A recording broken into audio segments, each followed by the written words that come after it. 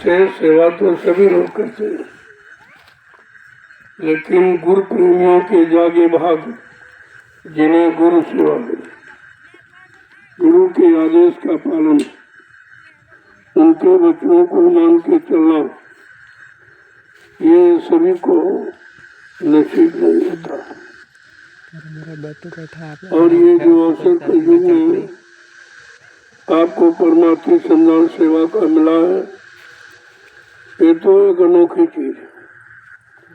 हिंदुस्तान में कहीं चले जाओ, किसी तरह परमार्थी संधान सेवा कहीं नहीं होती, क्योंकि इसके बारे में किसी को मालूम नहीं है कि परमार्थी सेवा किसे कहते हैं, परमार्थी सेवा का लाभ क्या है। परमार्थी सेवा से ही जीवों का कल्याण हो सकता है इसके युग में, क्योंकि जो अनंत जन्मों के किए हुए पाप कर्म इस सेवा से कट जाते हैं, क्योंकि ये सेवा आप अपने लिए नहीं करते, ये संगत के लिए, ये गुरु आदेश पर जो आप ये संगत की सेवा कर रहे हो, संगत के प्रेमियों के लिए कर रहे हो, ये सबसे महत्वपूर्ण है। और आपने अगर सेवा का लाभ ले लिया तो सब कुछ काम आपका हल हो जाएगा। भजन तो लोग बाद में भी करेंगे, लेकिन ये समय के आदेश का पालन, ये पता नहीं फिर मिले मिले न मिले, और इस सेवा का लाभ कोई दे न दे, ये कोई जरूरी नहीं है। इसलिए जो समय आज मिला है, इसका सभी प्रेमी लाभ ले लें। ये बराबर आपको आदेश निर्देश संदेश दिया जाता है कि जो जिस लायक उसको सेवा बस करनी चाहिए, और तो आपके बस का कलयुग में कुछ नहीं। भजन तुम्हारे बस का नहीं, मन तुम्हारा साथ देता नहीं, शरीर भी साथ नहीं देता है, इंद्रियां भी साथ नहीं देती हैं। इसलिए संत महापुरुषों ने जीवों के कल्याण के लिए एक अनोखा रास्ता निकाला है, परमार्थी संधान सेवा, जिसका लाभ गरीब अमीर सभी ले सकते हैं। ये ऐसा रास्ता है परमार्थी लाभ पाने का जिसमें कोई पैसे की सामान की जरूरत नहीं, केवल आपके अंदर शारीरिक श्रम करने की भावना होनी चाहिए। आज आदेश हुक्म का पालन करना, ये आपका जीवन का मुख्य लक्ष्य और उद्देश्य होना चाहिए। तो बहुत सरल है।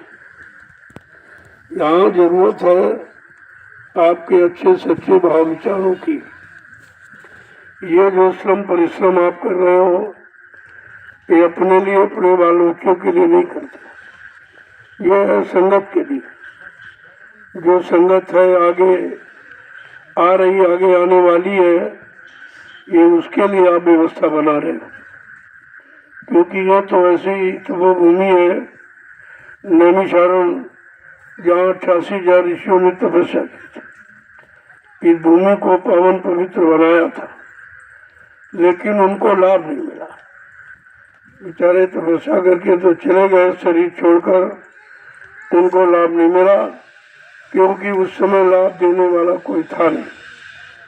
आपने अपनी हट में, जिद में या सुन के देख करके जो भी सेवा किया है, वो सेवा आपकी बरकरार है, लेकिन उसका लाभ नहीं मिल पाया।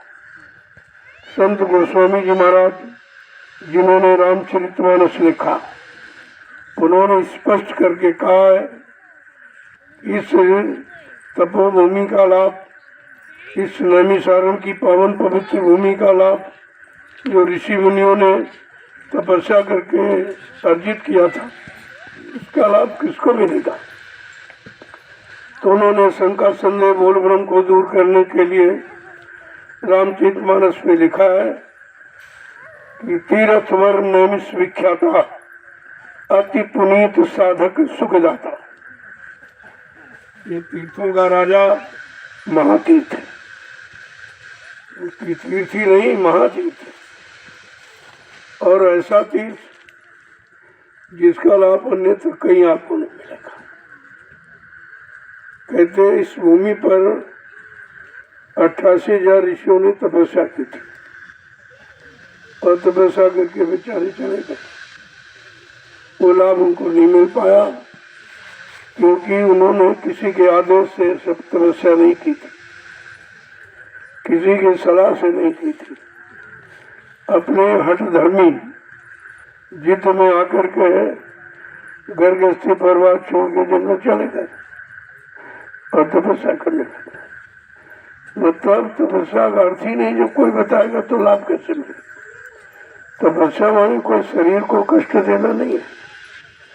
शरीर तो यह साधन है, यह साधन है, प्रभु प्राप्ति का साधन है, परमार्थ की कमाई करने का साधन है, अनंत जन्मों के पाप कर्मों को नष्ट करने का यह साधन है।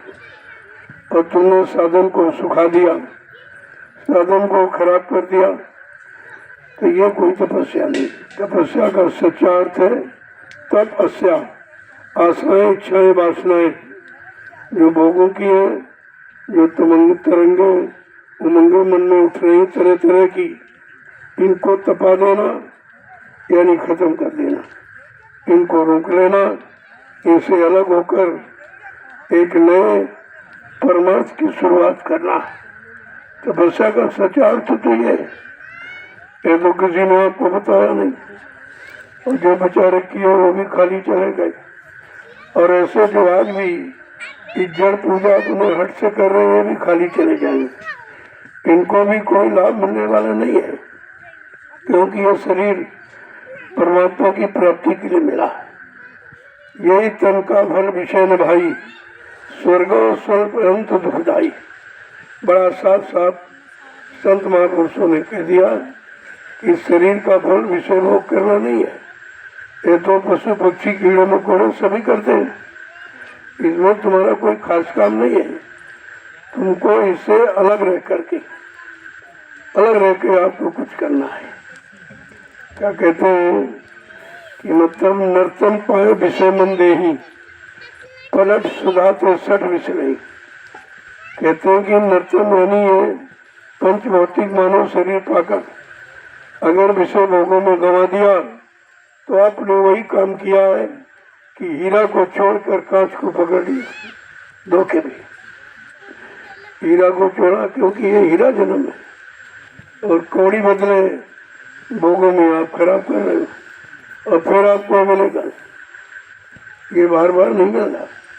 करोड़ों जन्मों की तपस्या, करोड़ों जन्मों के पुण्य, करोड़ों जन्मों की सेवाएं जब आपकी एकत्र हुई है, तब उस परम पिता परमात्मा ने एक अवसर आपको ये पंच भौतिक शरीर का दे दिया कि जाओ इस शरीर के बारे में किसी संत महापुरुष की तलाश करके उनसे रास्ता ले लेना। वो रास्ता बता देंगे, उस रास्ते पर चलकर आप अपने इस मानव अनमोल तर को सफल बना सकते।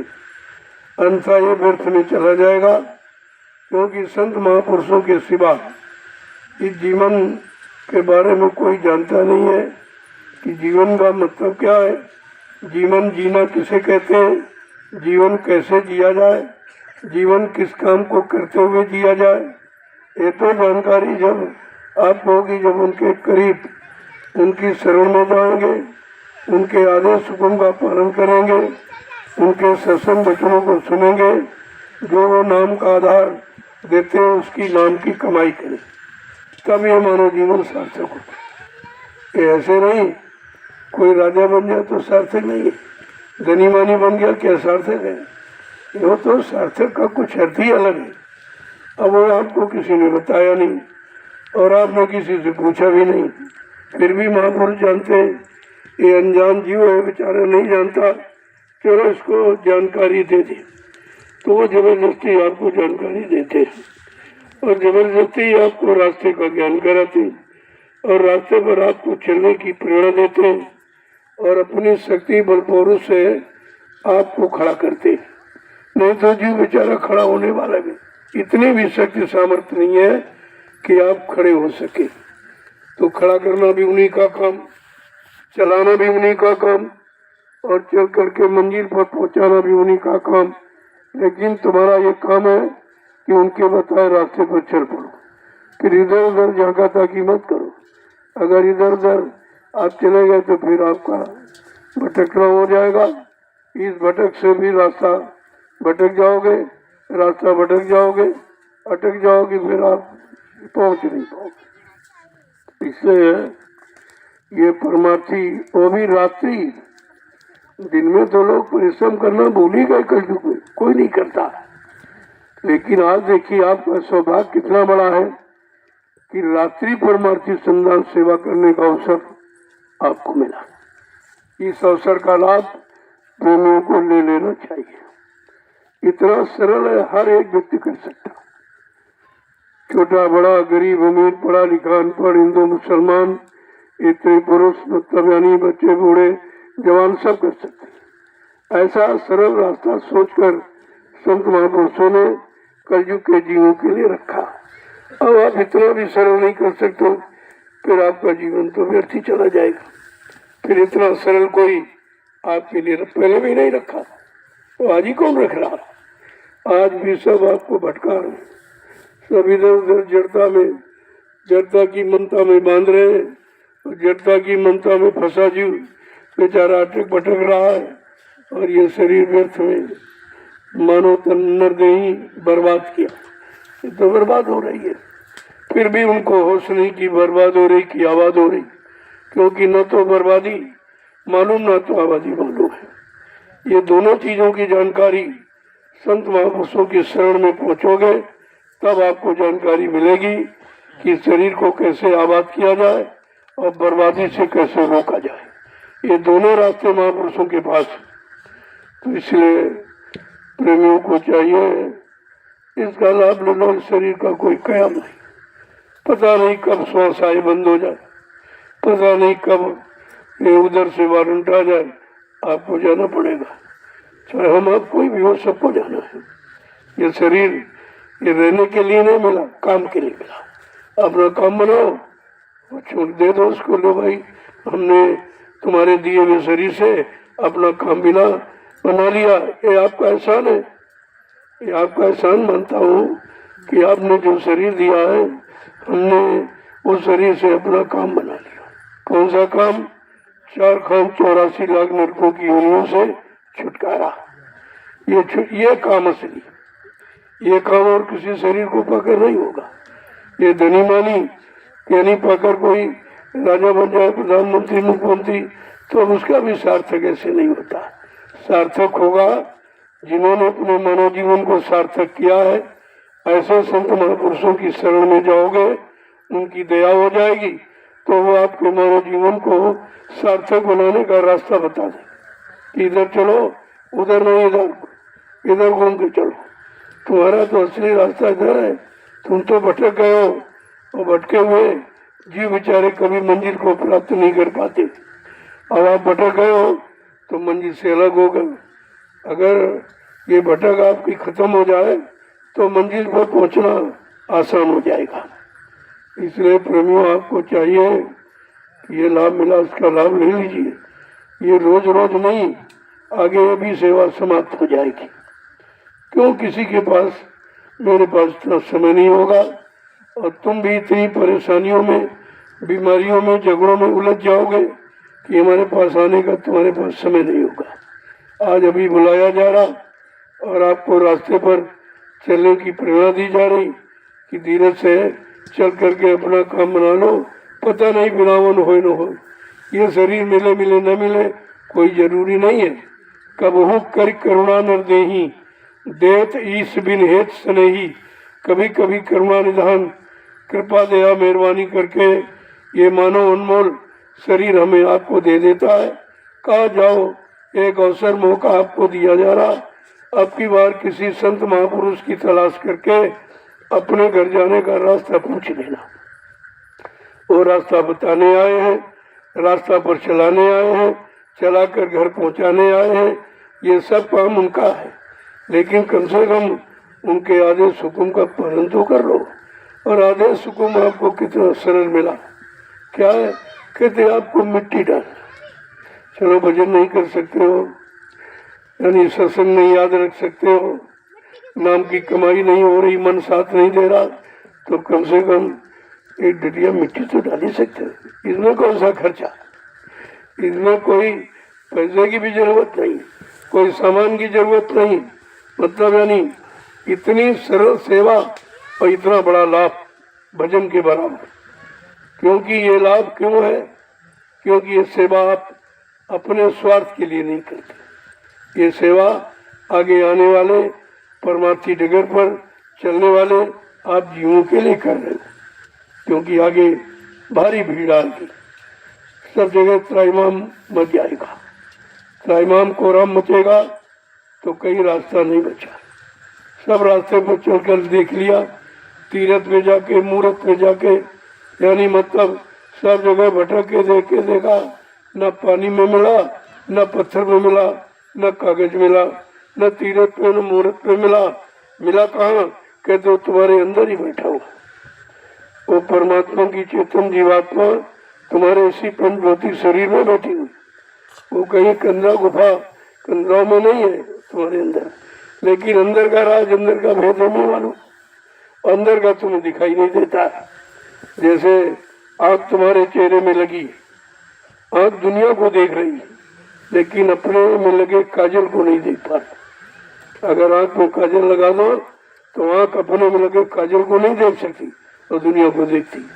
ऐसे घट घट प्रभु परमात्मा का उस जीवात्मा बैठी है, लेकिन आप देख नहीं पा रहे। उसी को दिखाने के लिए, उसी को जगाने के लिए, उसी को परमात्मा से मिलाने के लिए संत महापुरुष आते हैं और सबके लिए सरल रास्ता तैयार कर देते। देखो आज बेचारे जीव कितने भटक, कोई पानी में ढूंढ रहा, कोई कागज में ढूंढ रहा, कोई पत्थर में ढूंढ रहा, कोई तीरथ में, मूर्त में ढूंढ रहा, कोई जंगल कंदरा गुफाओं में ढूंढा।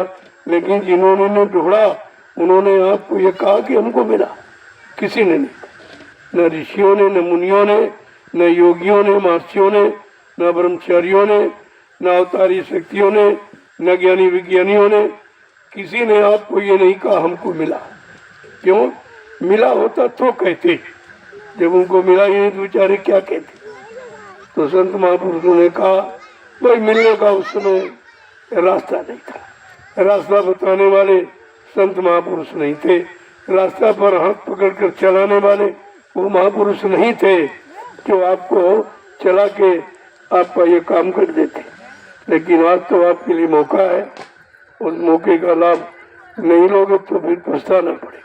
मन पछतायो अवसर बीते, बचे न काल वली थी, कहा मन पछतायो अवसर। ये मन, ये अवसर मानो पंचभौतिक शरीर का निकल जाएगा तो आपको पछताना पड़ेगा, फिर ये मिलेगा नहीं आपको। ये बार बार नहीं मिलता। आप सोचते कि अब की बार मिल गया फिर मिल जाएगा, ऐसा नहीं है। ये तो बहुत तपस्या, बहुत पुण्य कर्म, बहुत तरह तरह की सेवा और शुभ कर्म आपने किए तो ये एक बार अवसर दे दिया आपको। जाओ भाई, तुमने मेहनत की, तुमने तपस्या की, तुमने पूजा पाठ किया, तो जाओ, आपको एक अवसर दिया जा रहा है। इस पंचभौतिक शरीर से तुम परमात्मा की प्राप्ति कर सकते हो। लेकिन कब?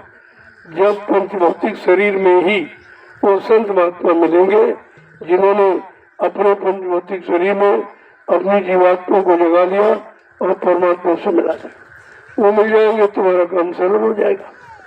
तो आपको तो ये भी नहीं, न तपस्या करनी है, न कोई कंदरा गुफा में बनना, न घर गृहस्थी परिवार छुड़ाया जा रहा, न बाल बच्चे छुड़ाए जा रहे, न खेती दुकान दफ्तर बिजली व्यापार मजदूरी बंद करा जाए। ये कलयुग में नहीं है।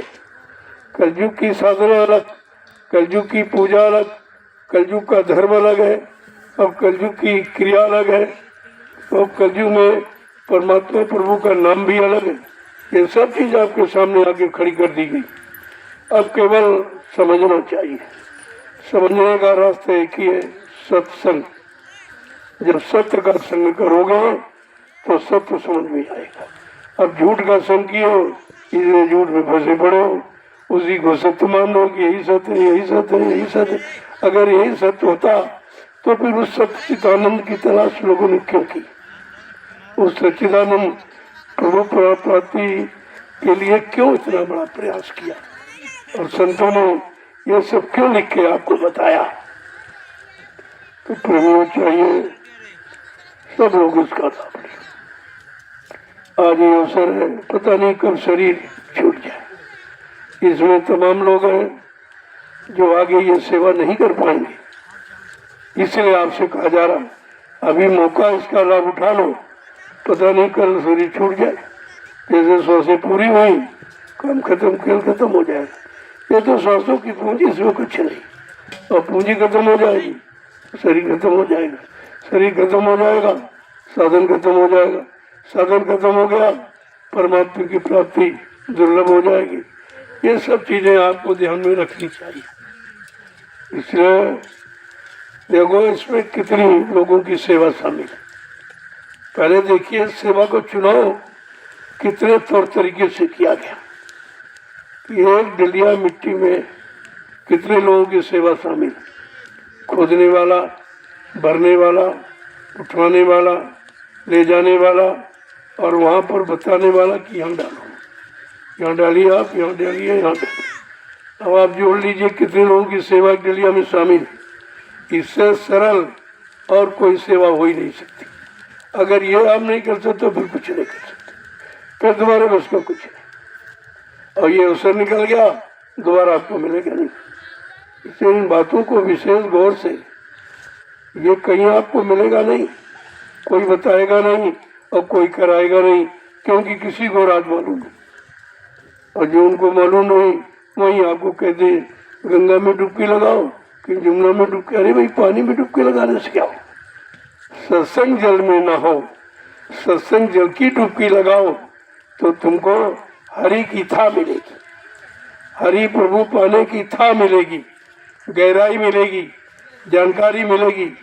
उसका मतलब तो समझा नहीं, और बिना पूछे और बिना जाने भाग पड़े आप, और बाकी वहाँ फंस गए और जीवन अनमोल पानी में चला गया।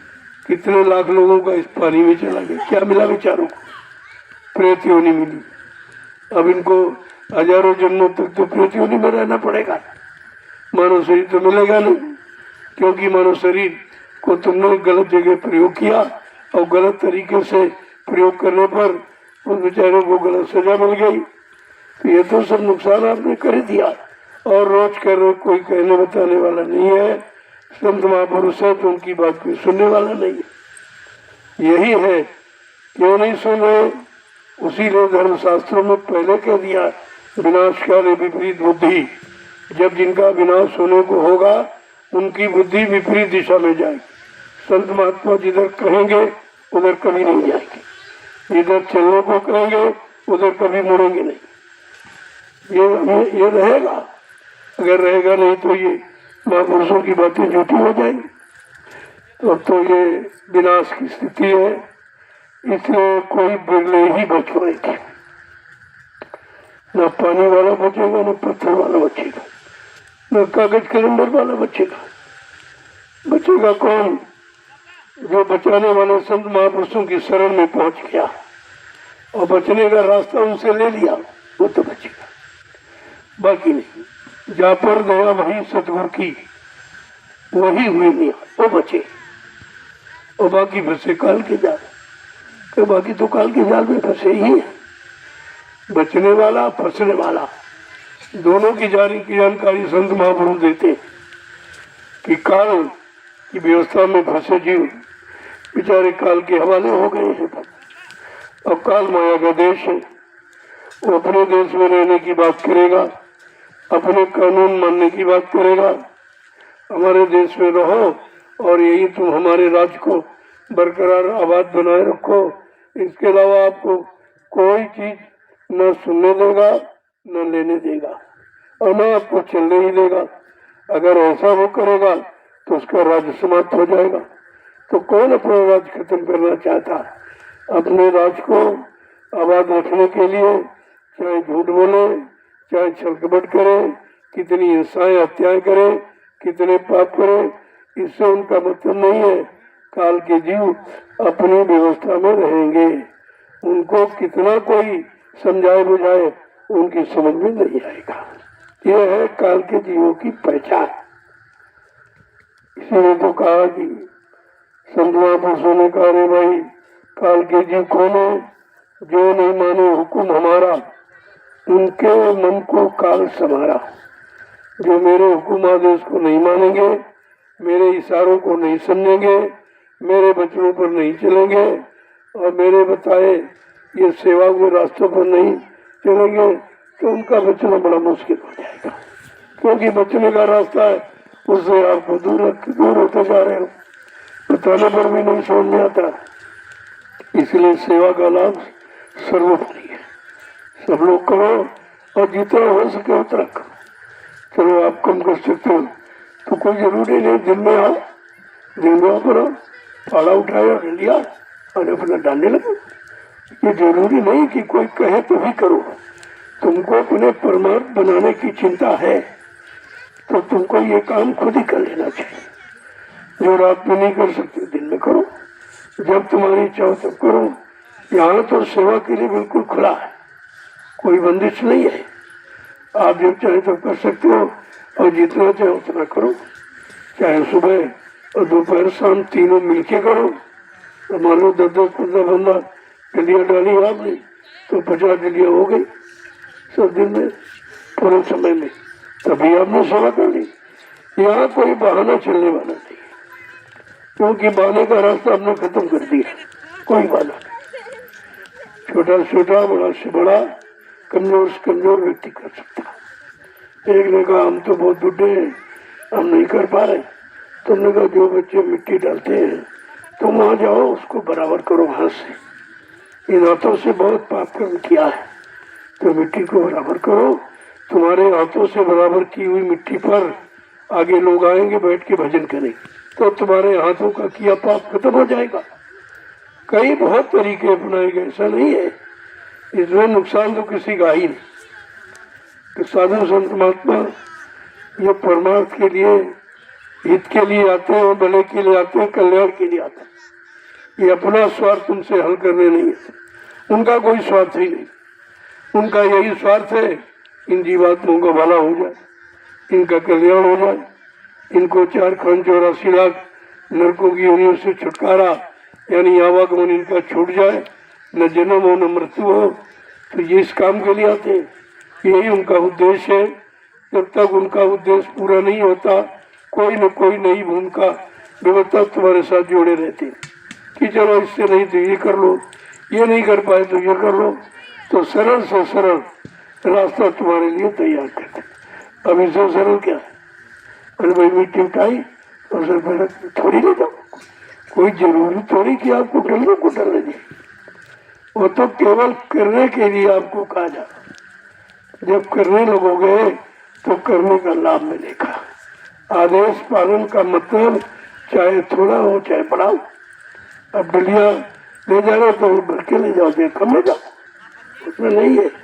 तो चलना तो आपको उतना ही पड़ेगा। जब उतना ही चलना पड़ेगा, उतनी मेहनत करो। तो कहते हैं भाई मेहनत करनी है, ले जानी तो भर के ले जाए, खाली क्यों ले जाए? खुद ही तुम्हारा अंदर भाव बनने लगेगा। यह सब केवल शुरू किसी तरह कर लो, फिर तुम्हारे अंदर विचार खुद ही बनने लगेंगे कि हमको सेवा किस तरह से करनी चाहिए। अपने अनुसार करो। कोई जरूरी नहीं है कि आपको कोई बहुत बड़ी सेवा करनी है। अरे सेवा तो, सेवा का नाम ही सेवा है। सेवा माने वचनों को सेव, पालन करो, यही सेवा है। अब बात आप नहीं समझ पाते हो तो भटक जाते हो। अब तो आपके लिए मौका बढ़िया है, अब तो ठंडी भी कम हो गई। वही सेवा में ठंडी खत्म हो जाती है, शरीर से पसीना निकलता, बीमारी चली। नहीं तो सर्दियों में पसीना किसी के नहीं निकलता है, इसलिए सर्दी में बीमार लोग ज्यादा होते। लेकिन ये परमार्थी सेवा कितनी बीमारी तुम्हारे शरीर से निकाल रही, कितना पसीना रोम रोम से निकलता है, रोम रोम की गंदगी निकल रही है, तो बीमारियों से आपको राहत मिल जाएगी। इसलिए बहुत सोच समझ कर ये परमार्थी सम्मान सेवा रखी जाती है। क्योंकि सर्दियों में लोग सर्दी से बचने के लिए तमाम कपड़े पहनते थे, तो वो पसीना निकलने का सवाल ही नहीं उठता। लेकिन ऐसी व्यवस्था बना दी गई कि जब परमार्थी सेवा करोगे तो पसीना शरीर से अपने आप, पसीना खून की शुद्धिकरण का तरीका, जितना पसीना निकलेगा उतना खून शुद्ध होगा, जितना खून शुद्ध होगा उतनी बीमारियां खत्म होगी। तो कितना बड़ा लाभ है डलिया का, पहले समझ लो ये डलिया का लाभ पहले देखिए आप, कितना बड़ा लाभ। इसलिए मैंने कमजोर प्रेमियों के लिए रखा है।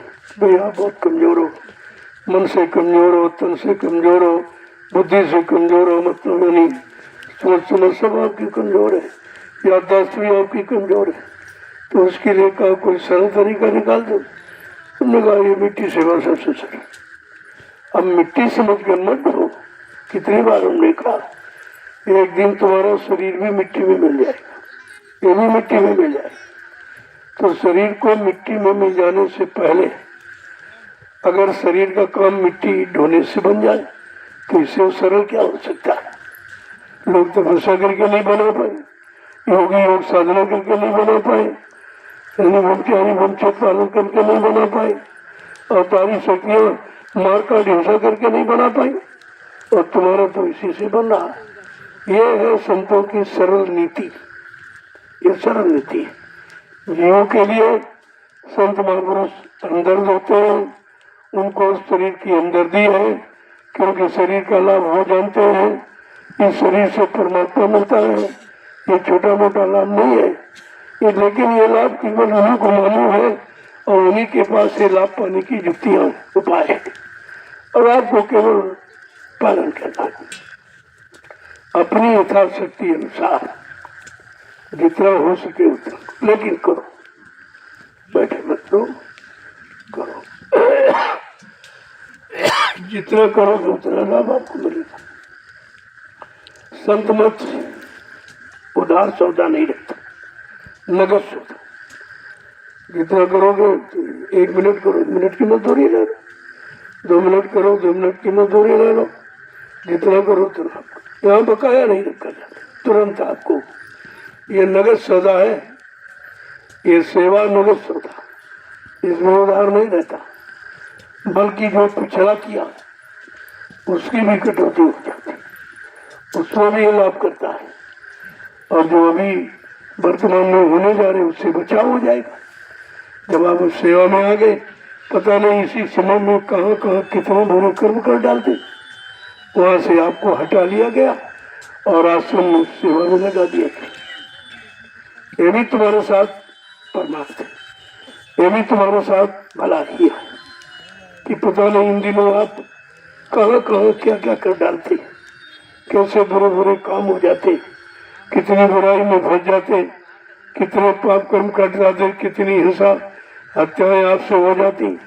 लेकिन आपको आश्रम पर बुलाकर परमार्थी सम्मान सेवा में लगाकर उससे आपका बचाव हो गया, कितने जन्मों का बचाव, और कितने जन्मों के पाप कर्मों की अब आएगी। ये छोटा मोटा काम है और तुम मिट्टी समझते। अरे इसका भाई कोई वो तो उसको मालूम है जो कराता है, उसको मालूम जो कराता है वो देता है, क्योंकि वो नगद देगा आपको। तो इसलिए जितना करोगे उतना लाभ आपको मिलेगा, इसलिए सबको करना चाहिए। अभी तो आप कर ही रहे हो, और आखिर में बताऊंगा कि ये इतनी तो आपको सब डालनी। चलो आप और सेवा में लगे हो, वो तो लाभ आपके साथ है ही, लेकिन लास्ट में आखिर जब बंद होगी सेवा तब कहेंगे भाई 15 डलिया 10 डलिया जो भी हो जाए कुमादेश समय का वो पालन करो, तो सबके लिए होगा, और लाभ वही है जो सबको मिला।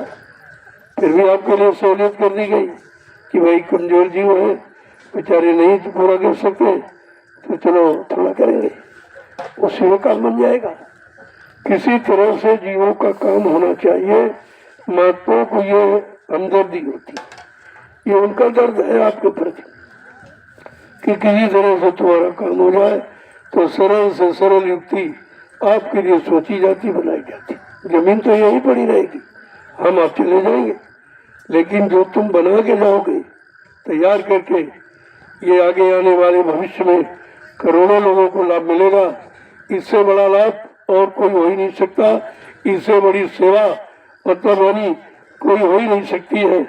अब लोग इसके बारे में जानते नहीं है, क्योंकि परमार्थी सेवा तो किसी ने की नहीं है।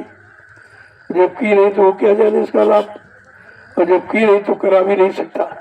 जिसने की है वो कराएगा। मैंने 12-12 घंटे घोड़ा चलाया, ऐसे नहीं आपसे कहता हूँ, लगातार। यानी मतलब मथुरा में जो आश्रम बना हुआ है ये ऐसे नहीं, इससे भी जंगल खराब था। जो आप बना रहे हो ये दूसरा मौका आपको दिया जा रहा, जंगल से ही काम होगा। वहाँ भी कटीला जंगल था, मधुबन बहुत कटीला था। वहाँ भी वहाँ की मिट्टी बहुत कड़ी, वहाँ तो बालू है, बहुत कड़ी मिट्टी है। वहाँ खोद खोद के ये कटीली झाड़ियाँ मतलब यानी खोद खोद के निकाली गई, तब आश्रम का निर्माण किया गया, कुटी का निर्माण किया गया। ऐसे नहीं है, वहाँ भी प्रेमियों ने सेवा की, बहुत की है। इतनी सेवा की है उतनी अभी यहाँ नहीं हुई, लेकिन समय पर जो कर रहे हैं यहाँ भी कर रहे हैं। यहाँ भी समय के अनुसार उनको लाभ मिल गया। इसलिए यह परमार्थ का लाभ देने के लिए हर समय संत महापुरुषों ने अपने अपने समय में कोई न कोई सेवा जरूर रखी। जो मथुरा में प्रेमी गए उन्होंने देखा कितनी मेहनत हुई, तो आश्रम का निर्माण हुआ। आज यहाँ भी आप कितनी मेहनत कर रहे हो, आश्रमों का निर्माण। वहाँ तो एक ही आश्रम बन पाया, यहाँ तो आपके 3 आश्रम तो आपके सामने बने हुए थे, कितने थोड़े समय में, और कम प्रेमी। वहाँ तो पूरा प्रेमी सब इकट्ठा था, कोई किसी तरह का विघटन नहीं, बंटवारा नहीं था। और यहाँ तो जगह जगह दुकानें लगा करके, जैसे ग्राहक को फोड़ दिया जाता, ऐसे दुकानें लगाकर प्रेमियों को परमार्थी सेवाओं से वंचित कर दिया गया। यह सबसे बड़ा नुकसान है प्रेमियों का, और जो करा रहे उनका सबसे बड़ा पाप है। इस पाप से उनको कभी मुक्ति नहीं मिलेगी। जो सोचते होंगे कि हमने ये सब लोगों को बरगला दिया, हटा दिया, अरे संगत गुरु की है, तुम्हारी नहीं है। तुमने एक आदमी नहीं खड़ा किया, जब एक आदमी खड़ा नहीं किया है तो लाखों लोगों को तुमने हटा कैसे दिया? ये तो सबसे बड़ा पाप है। और इस पाप की पूर्ति या इस पाप की माफी कोई नहीं दे सकता। ये तो गुरु के साथ आपने धोखा किया, गुरु के साथ आपने अन्याय किया। देखो मोटी बात प्रेमियों, जिसने गुरु को नहीं समझा वो तुम्हें क्या समझेगा? जिसने गुरु को नहीं बख्शा वो तुम्हें क्या बख्शेगा? जिसने गुरु को नहीं पहचाना वो तुम्हें क्या पहचानेगा? ये तो बात आपको समझनी ही चाहिए। लेकिन धीरे धीरे सच्चाई सबके सामने आ गई है और आ रही है, जो बाकी वो भी आ जाएगा। लेकिन हम अपने काम में लगे, हमें इधर उधर किसी की बात कहने की, निंदा बुराई, हमारे पास समय नहीं इतना कि हम ये काम करें। जो काम मिला है वो काम आपका हो रहा है, उसी काम के लिए लगा हूँ, जल्दी से हो जाए तो हम भी आदेश का पालन कर लें, मालिक की दया मिल जाए तो धीरे से काम हो जाएगा। जय गुरुदेव, जय गुरुदेव, जय गुरुदेव, जय गुरुदेव। वो काम तो भजन का था, लेकिन वो आपके बस का नहीं है। तो देखा गया अभी कौन सा इसके बस का। तो ये सरल रास्ता आपके लिए परमार्थी संग्राम सेवा का निकाला गया कि तो कर ही सकते हो।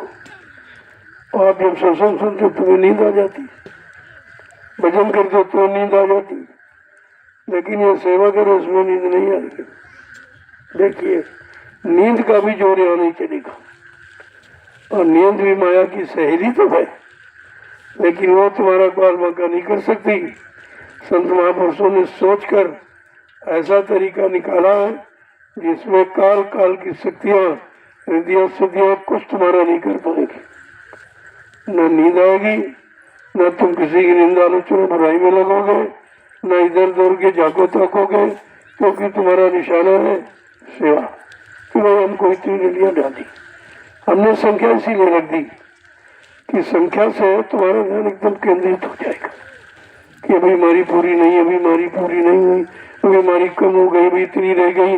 सारा चिंतन सब खत्म, दूसरे की निंदा बुराई करते हो भी खत्म, क्योंकि आप जानते हो किसी से बात भी नहीं करोगे। कहते हो बात करोगे ना, नहीं हम अपनी गिनती भूल जाएंगे, कोई बात मत करो, चुपचाप आप काम करो, हमको भी करने दो।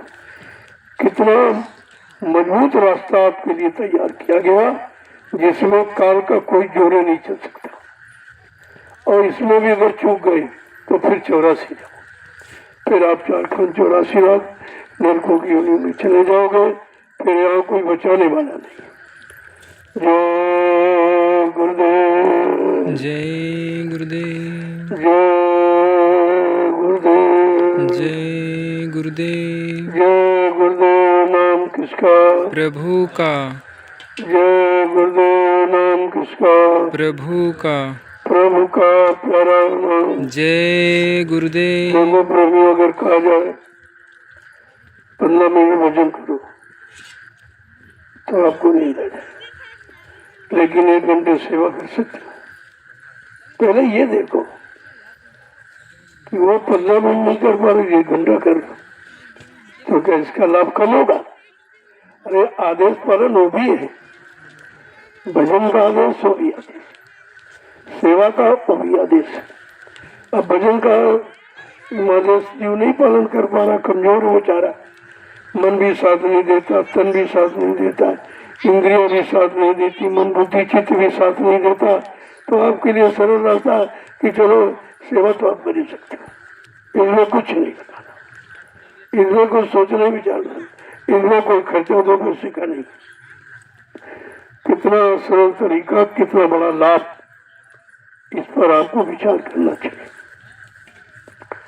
तो जो प्रेमी नहीं आ सके हैं, अब ये जो लास्ट में एक आदेश आपको नहीं होगा, एक संख्या रखी जाएगी, तो उससे क्या होगा, आप बिल्कुल शांत हो जाएंगे। अभी तो आपस में बातें करते चले जा रहे हो, लेकिन जब संख्या निर्धारित हो जाएगी तब आप चुप रहोगे कि कहीं भूल न जाए, कहीं हमारी गिनती कम तो नहीं हो गई। तो इसलिए ये एकाग्रता का सबसे बड़ा तरीका भैया। वैसे मन आपका नहीं एकाग्र हो रहा, लेकिन जब एक संख्या निर्धारित कर दी जाएगी कि आपको 15 डिलिया डालनी है, 20 डिलिया, जो भी कह दिया जाए, तो उस समय आपका मन एकदम स्थिर हो जाएगा। एक ही उद्देश्य रहता है कि भाई अभी कम पूरी तो नहीं हुई, पूरी हुई कि नहीं हुई, पूरी हुई कि नहीं हुई, पूरी हुई कि नहीं हुई। ये धीरे धीरे स्थिर प्रज्ञता का भाव तुम्हारे अंदर पैदा किया जा रहा। एक दिन यही भाव तुम्हारा भजन में बन जाएगा, वहाँ भी आप एक ही लक्ष्य रखोगे कि नहीं भाई अभी सुनाई नहीं दिया है, अभी दिखाई नहीं दिया है, अभी ये नाम समझ में नहीं आया, अभी वो नाम नहीं, उसका रूप नहीं, उसकी आवाज़ नहीं, उसका स्थान नहीं। ये धीरे धीरे तुम्हारे अंदर ये भाव पैदा करने की युक्ति है ये, जो आज एक इन डिलियों की संख्या से आपका वो रास्ता तय कराया जाएगा। जय गुरुदेव, जय गुरुदेव, जय गुरुदेव। नाम किसका? प्रभु का। जय गुरुदेव। नाम किसका? प्रभु का। प्रभु का प्यारा नाम। जय गुरुदेव। समय आपके पास अभी भी 15 मिनट बाद आपके लिए आखिरी आदेश होगा, जिसको सब लोग मानेंगे और सबको लाभ मिल जाए। आदेश कोई अपने लाभ के लिए थोड़ी मना रहे, आदेश तुमको अपने लाभ पाने के लिए। चलो कुछ नहीं तो इतना तो आप कर ही सकते हो लास्ट में। तो अभी 15-20 मिनट बाद आपको आखिरी परमार्थी संधान सेवा का इशारा किया जाएगा, जिसको सभी लोग पालन करें। अभी समय है, थोड़ा कर लो। दिन में लोगों को धूप ज्यादा होने लगी, अब सेवा इतनी अच्छी नहीं हो पाएगी। और रात्रि में समय बढ़िया है, ठंडक भी है, गर्मी भी नहीं है, धूप भी नहीं है। और इधर उधर देखना फेंकना कुछ नहीं, क्योंकि निशाना आपका पक्का सेवा का होता। इसीलिए रात्रि को चुनाव किया गया। दिन में सभी लोग करते हैं लेकिन रात में नहीं करते, और रात्रि का जो लाभ वो दिन में नहीं है। दिन में जब इधर उधर आके देखी तो मन भाग जाता, इधर उधर कान सुनते तो मन भाग जाता। मन को कंट्रोल नियंत्रण में रखने के लिए ये रात्रि परमार्थी संधान सेवा का चुनाव किया गया, जिसको शायद कोई जानता है, कोई नहीं जानता। न कोई जानता न कोई कराता है। जब उसने खुद नहीं किया तो तुम्हें क्या करें। जितने लोग, मैं सबकी बात करता हूँ, उन्होंने कभी कोई सेवा की नहीं, वो जानते नहीं सेवा क्या होती। सेवा ली है प्रेमियों से, वो भी धन की सेवा ली, मान सम्मान सामान की सेवा ली, लेकिन उनको सेवा दी नहीं है। ये संत मत सेवा दे रहा है कि आप शरीर से, शरीर को सेवा में दो, मन को सेवा में दो, तन को सेवा में दो, इंद्रियों को सेवा में दो। देखिए, ये देखिए आप पहले समझो तब समझ में आ जाएगा सब कि रात्रि का चुनाव क्यों किया गया। रात्रि में तुम्हारा मन एकाग्र रहेगा, कुछ इधर उधर दिखाई नहीं दे रहा। सिर की निशाना है। जब गुरु द्रोणाचार्य जी बने शिष्यों को लेकर,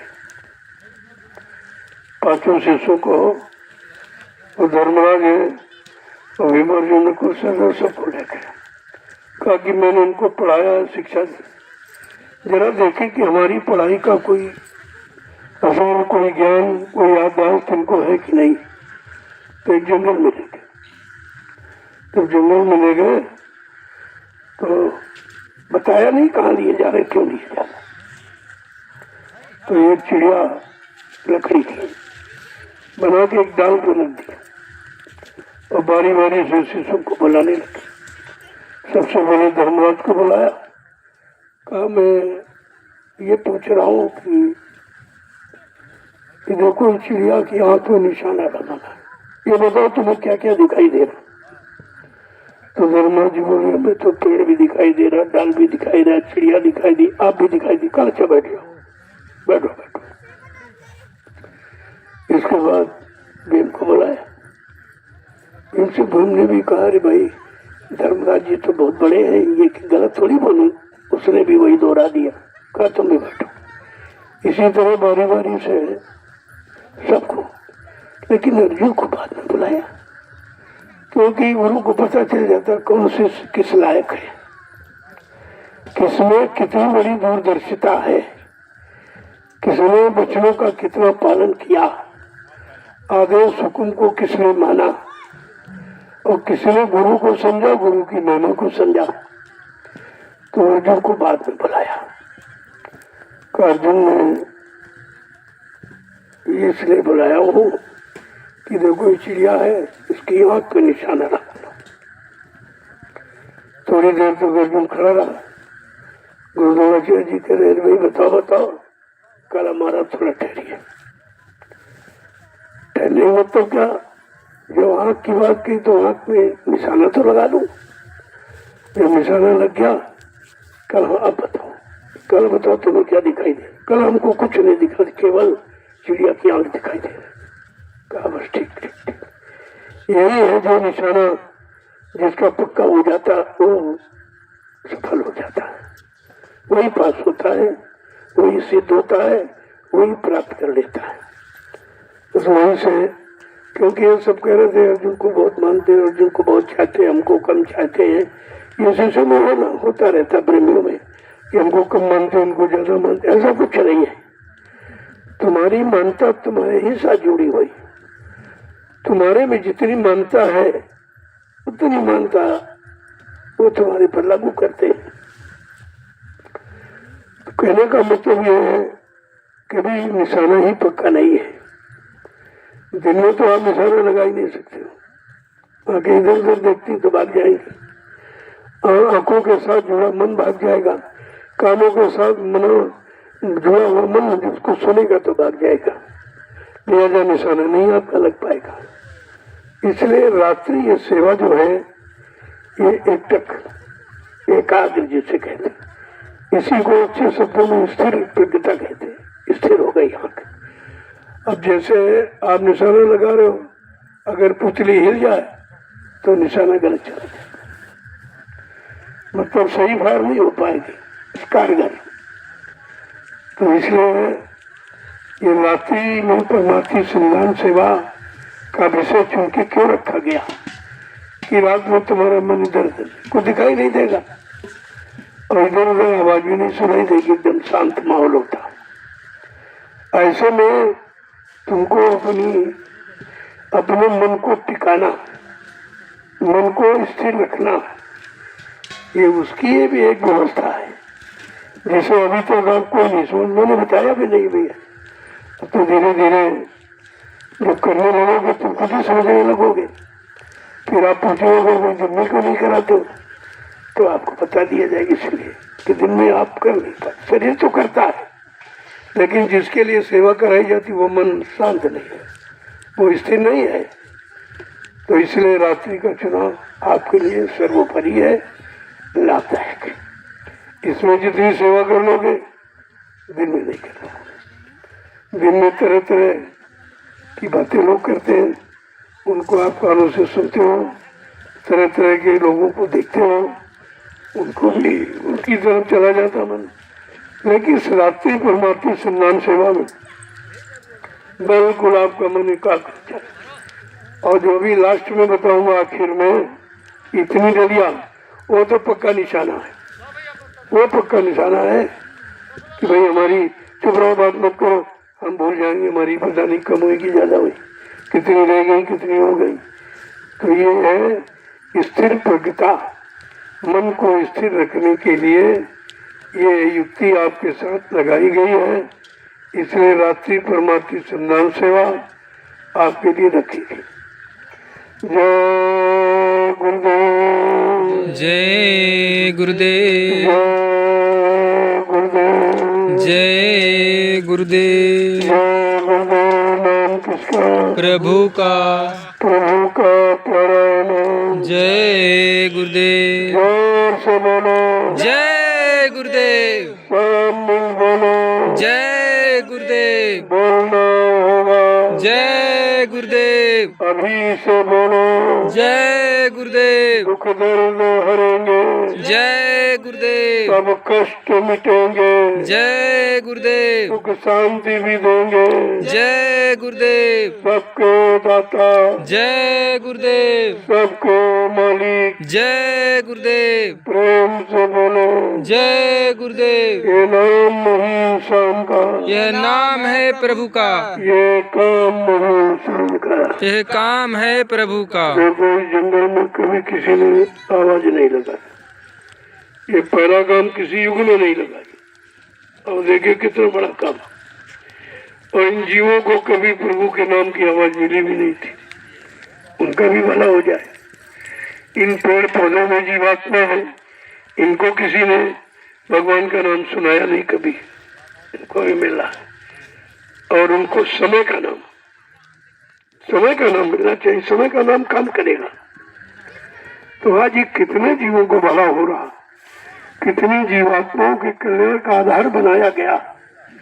जब आप लगे रहोगे तो धीरे धीरे धीरे समझ में सब आने लगेगा।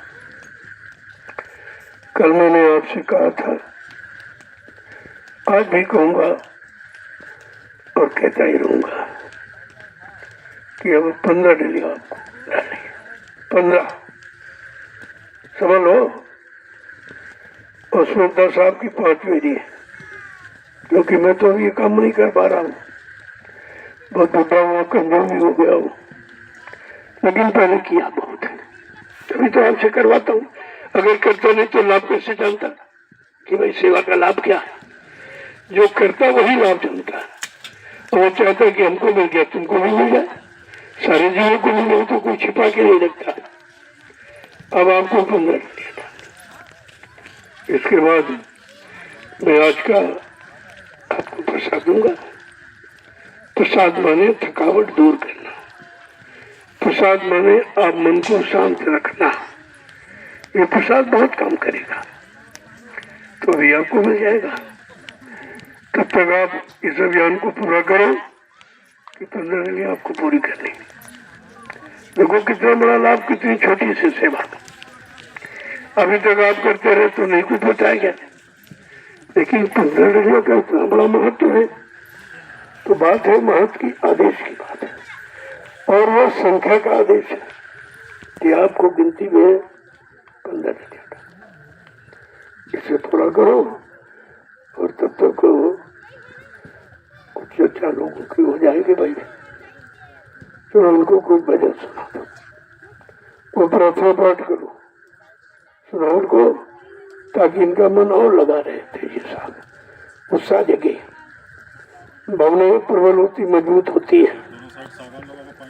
जय गुरुदेव, जय गुरुदेव।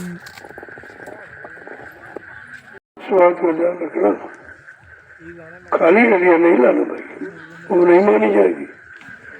इसलिए संख्या अभी नहीं, केवल तुम गिनती पूरी करो, ऐसा नहीं।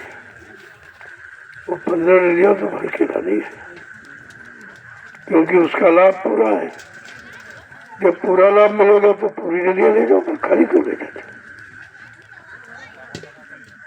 जल्दी से इस अभियान को पूरा कर लो, फिर आपको प्रसाद मिल जाए, बरकत, ताकत, थकावट दूर करने, ये तमाम उसमें लाभ भरा हुआ। और जो नियम बताए गए उसका भी ध्यान रखिए कि आपको अपनी व्यवस्था में आना है, ताकि तुम्हारी सेवा में कोई बंटवारा न हो। पहले जैसे मान लो आप सेवा के भंडारे में खाने लगे, तो भंडारे की सेवा हुई, तुम्हारी काम हुई। फिर अभी गुरु की सेवा, संगत की सेवा, ये सब बाकी रह जाएंगी आपकी। तुमने कहा ऐसे तो जी बेचारा खाली बना रहेगा, तो मैंने आदेश ये जारी किया है।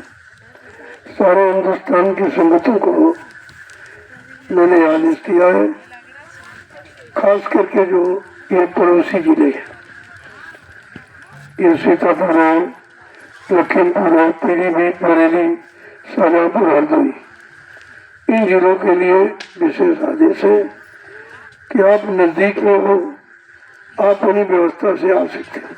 दूर वाले नहीं बेचारे आ सकते, अन्य प्रांतों वाले नहीं आ सकते, लेकिन आप आ सकते हैं। तो आपका लाभ क्यों छीना जाए, आपके लाभ में कोई बंटवारा क्यों हो। तो आप अपनी व्यवस्था में आओ। तो व्यवस्था में आओगे, जितनी सेवा करोगे वो सब तुम्हारी पूरी रहेगी। न संगत सेवा कटौती होगी, न भंडारी सेवा की कटौती होगी, न किसी तरह की कटौती नहीं होगी। ये पड़ोसी जिलों के लिए आदेश है, जो ये 6 जिले। जब आप अपनी व्यवस्था में आओगे, अपनी व्यवस्था में रहोगे, तो पूरे हिंदुस्तान में एक लोगों को सबक मिलेगा कि हमको स्वयं स्वावलंबी बनना चाहिए। जब हम स्वावलंबी बनना सीख जाएंगे, तो सबको स्वावलंबी बनने का उद्देश्य आप बता दोगे। तो आप जैसे अपना राशन वासन ले आए और 5-5, 7-7 लोग मिलकर अपना भोजन बना रहे, खुद खाओ, और 2-1 आगे जैसे बेचारे कोई, हम तो 2-3 लोग आए, हम कैसे क्या करें, तो अभी तो उसमें शामिल हो जाए। जब शामिल हो जाएंगे, उस सेवा का लाभ तुमको मिल जाएगा कि हमने अपनी रसोई में ये 4-5 व्यक्तियों को भोजन कराया। ऐसे आप कभी नहीं कराते, खुद ही खाते हो, कराते रहते कुछ नहीं। जब करोगे नहीं तो लाभ कैसे मिलेगा।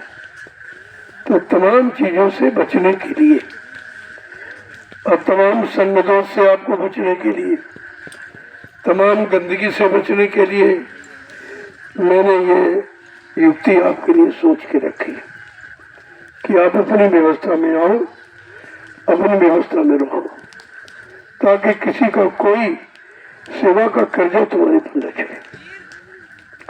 और बाकी जो दूर दराज से हैं, जो दूर जिले प्रांतों से, उनके लिए भंडारा है।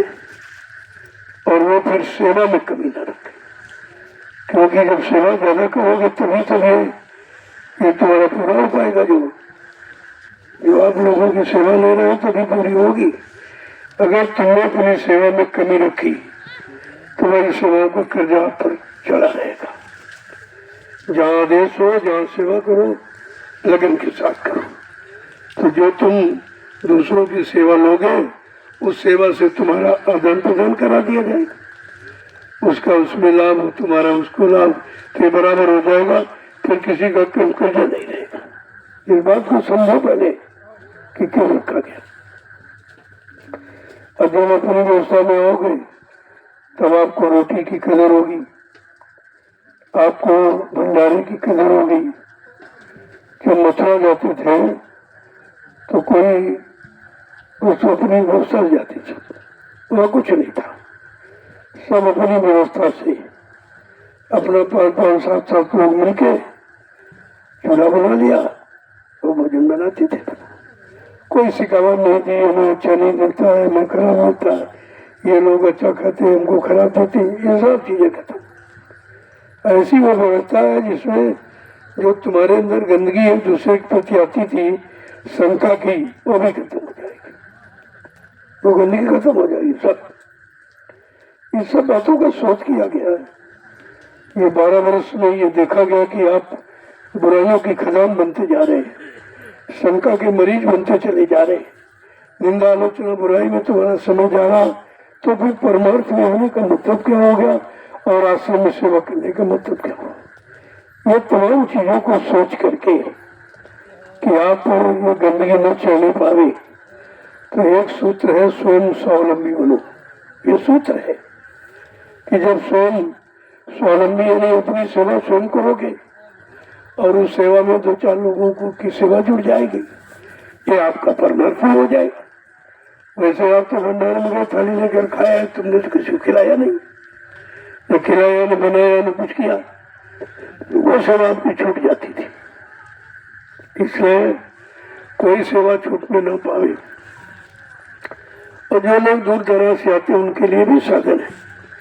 अपना चले तो 2-4 किलो आटा दाल अपना बांध लिया और आके भंडारे में दे दिया, और सेवा करते हैं, भंडारे में भोजन कर लेते हैं। तो भोजन तो तुम्हारी सेवा का गुण, और जो लोगों ने बना के खिलाया उसमें तुम्हारी दोनों की अदला बदली हो जाए कि तुमने सेवा की, उसने रोटी की सेवा की, तो तुम्हारी उसकी सेवा में आदान प्रदान हो जाएगा। यानी कोई कर्म कर्जा किसी का चढ़ेगा नहीं, ऐसी व्यवस्था सोच के रखी गई। तो करने लगोगे तो सब समझ में आ जाएगा। फिर आप कहोगे यही बढ़िया है।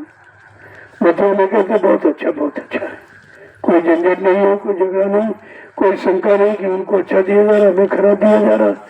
मतलब ये सब भाव खत्म हो जाता था। तो भक्ति को मजबूत करने के लिए सर्वप्रथम शंका समाप्त करनी पड़ेगी। अगर शंका है तो भक्ति आपसे हो नहीं सकती, क्योंकि भक्ति करना कोई खेल नहीं है, खाने की धारा। भक्ति माने आदेश पालन करना कोई इतना सरल नहीं है, उसके लिए तो बड़ी कुर्बानी करनी पड़ती है।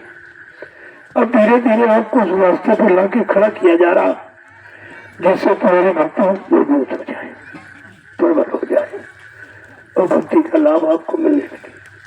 बगैर भक्ति की शक्ति नहीं आती और बगैर शक्ति की मुक्ति नहीं होती। ये सब बातें ध्यान में आपको रखना है। जय गुरुदेव, जय गुरुदेव। तो धीरे धीरे प्रेमी आने भी लगे अपनी व्यवस्था में। उधर गेट पर उधर टिकते हैं क्योंकि उनकी जगह अलग है, ताकि ये पता चले भाई कितने लोग आदेश पालन करते हैं। तो वो थोड़ा सा हिसाब से बाउंड्री की बाहर होता है। बहुत जगह अपनी है, सब वो भी आश्रम नहीं है, ऐसा नहीं कि ये है को नहीं है। यहाँ जिन लोगों ने सेवा करके अपना बनाया है वो बना रहे, वो रहे अपने लोगों को रखे, ये उनकी व्यवस्था हमारी नहीं है।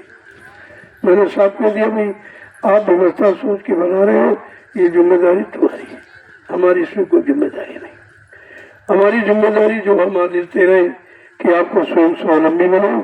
मथुरा में सब लोग जाते थे, अपना भोजन बनाते थे, अपना खाते थे, तो किसी को कोई कर्म कर्जा सेवा का नहीं चढ़ता था।